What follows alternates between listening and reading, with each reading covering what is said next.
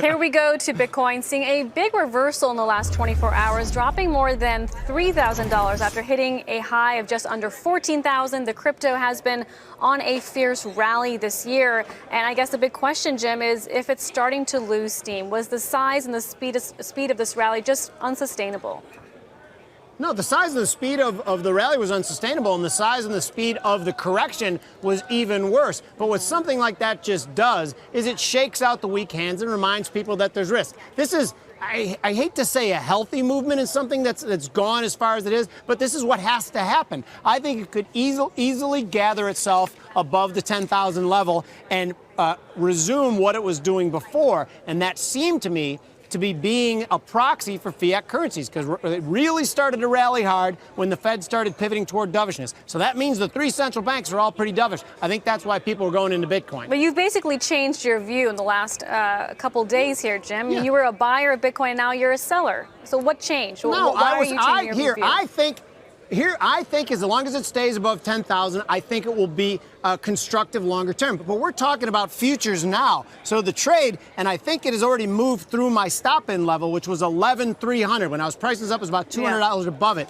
I actually think now if it bounces there, that's a spot to get short with a target of 10,300, which, as you see, is above that 10,000 level that I still think is where the real support is. And I think it could bounce around in here a little bit to shake out some of the weaker hands, like I said, before it resumes higher. So this is futures now and futures medium and futures long sometimes can be different things. So I want to be certain I understand this. What's not to understand? Yesterday you wanted to buy it at 13,000, and today you want to sell it at 11,000. You realize that's backwards, yes, right? Yes, I do. Okay. And, and by the way, I didn't completely want to buy it yesterday. I said that above 10,000 it looks constructive, and I expect 15,000. I did. I wasn't putting on a short-term trade then because it had rallied to the moon in a short period of time. Yes, I was wrong in the thesis. Does that make you happy? Well, but it wasn't exactly. I wasn't talking about parameters for immediate-term trade. It makes me happier.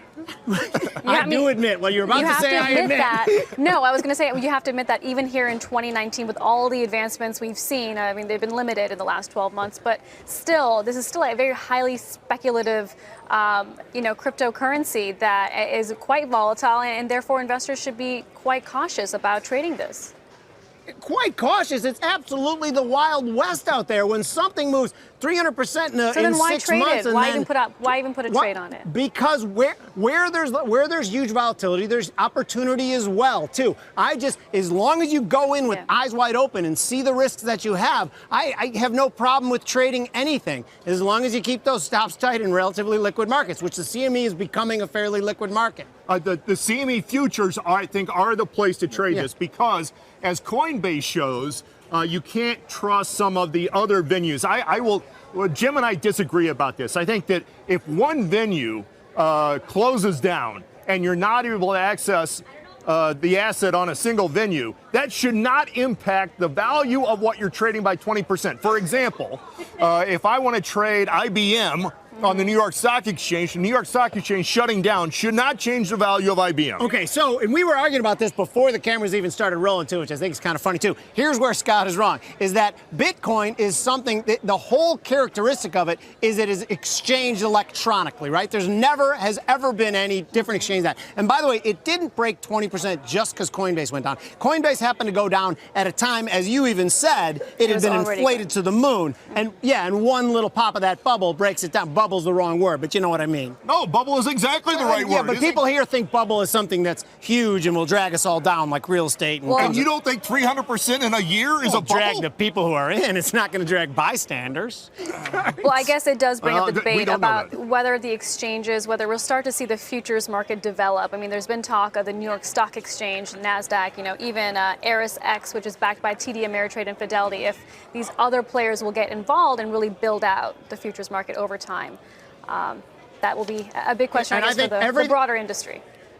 Right, but everything that comes into it validates this a little bit more. If if you talked to me 2 days ago about this is ready to become a real live exchange, a real live currency, exchange of money, I would have said, maybe it's getting closer. Not after I see the way it's moved in the last 24 hours. It's not ready yet. But anything that can be added to it, maybe someday it will grow into that. Jim Yorio and Scott Nations, thanks so much for joining us on Futures Now. That's going to do it for us. I'm Seema Modi. If you missed the show or just need something to watch over the weekend, the videos are on demand, futuresnow.cnbc.com. And for the latest headlines and a sneak peek at what's coming up on the next show, be sure to sign up for our newsletter, cnbc.com/futuresnow email. And don't forget to follow us on Twitter, an active debate there, Futures Now, where we lay out our real-time trade updates and more. We'll see you for our next live broadcast Tuesday at 1 p.m. right here, futuresnow.cnbc.com. See you then.